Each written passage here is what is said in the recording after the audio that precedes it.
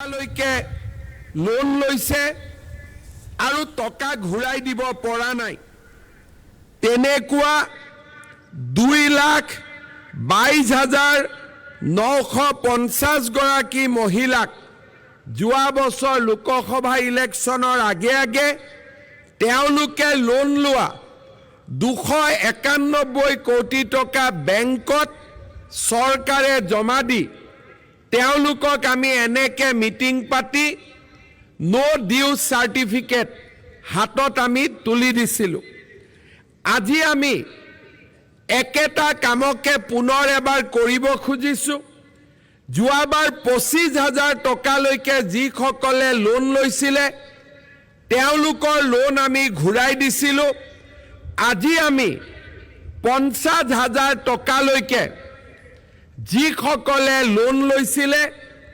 তেওঁলোকৰ টকা চৰকাৰে বেংকত জমা দিলে আৰু আপোনালোকক আমি আজি আনুষ্ঠানিকভাৱে এই মিটিঙৰ পিছতে আপোনালোকক নো ডিউ সাৰ্টিফিকেট আমি প্ৰদান কৰিম ইয়াৰ ফলত ইমান দিনে লোনত মানসিকভাৱে অশান্তিত থকা মাজে মাজে মাইক্ৰ ফাইনেন্সৰ মানুহবিলাকে ঘৰত গৈ দিগদাৰি কৰা কষ্ট দিয়া এই গোটেইবিলাক আজিৰ পৰা আপোনালোকৰ শেষ হ'ব আৰু গোলাঘাট জিলাৰ 5,119 গৰাকী মহিলাক আজিৰ পৰা আমি ঋণ মুক্ত কৰিবৰ বাবে ইয়াত আমি একেলগে গোট খাইছো সমষ্টি ওয়াইজ লিষ্টখন দিয়কচোন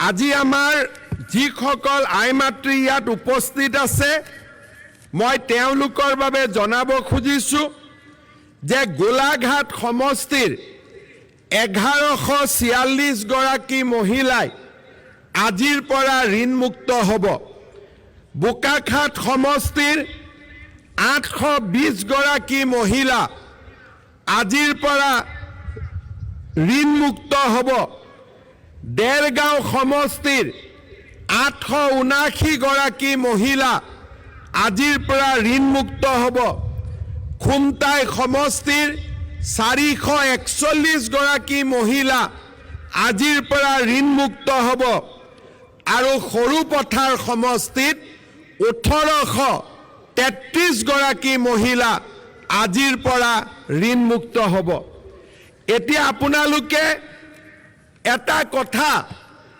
অলপ দেৰি কাৰণে মনত ভাবক যাৰ যোন মহিলা ঋণ মুক্ত হ'ব হাতখন উঠাই দিয়কচোন এবাৰ সকলোৱেতো জানেই সকলো এবাৰ উঠাই দিয়ক আজিৰ পৰাতো লোন নাথাকে হাত উঠোৱাত কি অসুবিধা আছে উঠাই দিয়ক ঠিক আছে এতিয়া হাতখন নামাক এতিয়া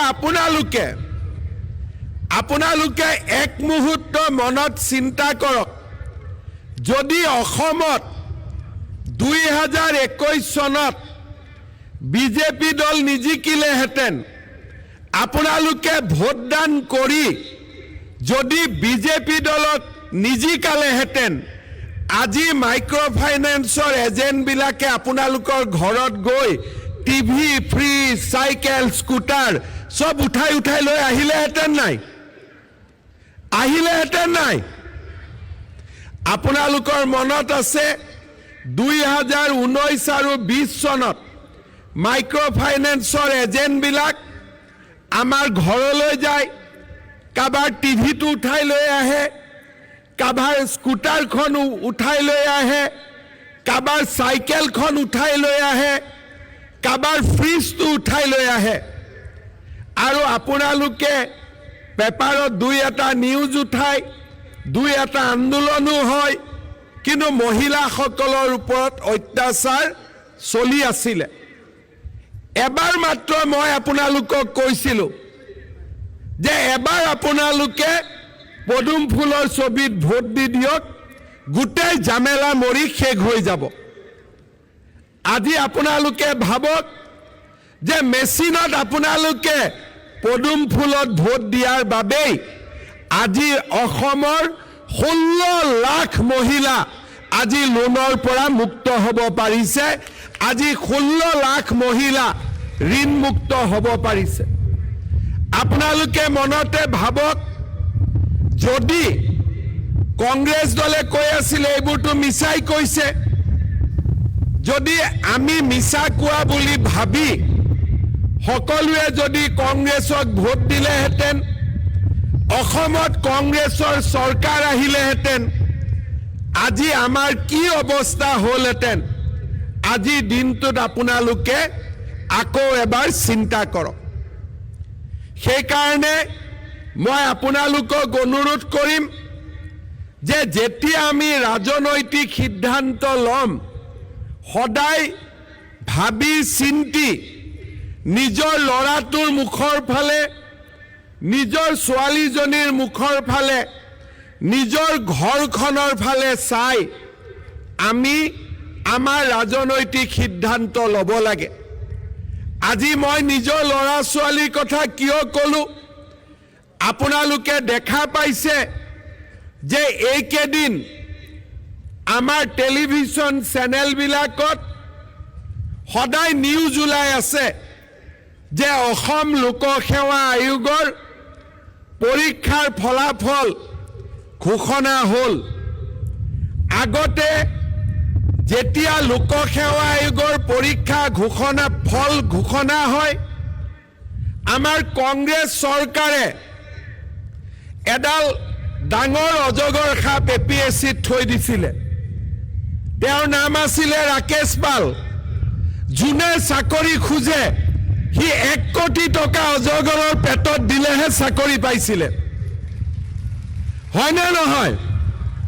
এতিয়া আপোনালোকে চিন্তা কৰক, আগতে যেতিয়া APSC ৰিজাল্ট দিয়ে, টিভিত আলোচনা হয় যে কোন মন্ত্ৰীৰ ল'ৰাই চাকৰি পালে, কোন মুখ্যমন্ত্ৰীৰ PA চাকৰি পালে। আগতে আলোচনা হৈছিলে কোন মন্ত্ৰীৰ খুলখালিয়েকে চাকৰি পালে, নহ'লে কোন অফিচাৰৰ ল'ৰা ছোৱালীয়ে চাকৰি পালে। আজিকালি টিভিত আলোচনা কি হয় যে কোন তৰকাৰী ব্যৱসায়ী ল'ৰাই মেজিষ্ট্ৰেট হ'ল, কোন বজাৰত দোকান দিয়া বিধৱা মহিলাৰ ছোৱালী মেজিষ্ট্ৰেট হ'ল। আজি তাৰ বিষয়ে টেলিভিছনত আলোচনা হয়। আজি ইয়াত মই আহিছোঁ, এজন ডেকা ল'ৰাক লগ পালোঁ, পুলিচত ফিজিকেল টেষ্ট হৈছে, ল'ৰাজনে ফিজিকেল টেষ্টত পাছ কৰিছে। মোক সুধিছে, ছাৰ পৰীক্ষা কেতিয়া হ'ব? মই ক'লোঁ ফেব্ৰুৱাৰীত হ'ব। ধুনীয়াকৈ গুচি গ'ল।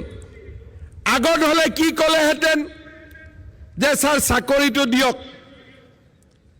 ইয়াত উঠি যোৱাৰ লগে লগে অতুল বৰাই এখন লিষ্ট দিলেহেঁতেন যে এইকেইটা মোৰ সমষ্টি ল'ৰা চাকৰি দিয়ক। অজন্তা নেওগে এখন লিষ্ট দিলেহেঁতেন মোৰ সমষ্টি ল'ৰা চাকৰি দিয়ক। কিন্তু আজি সকলো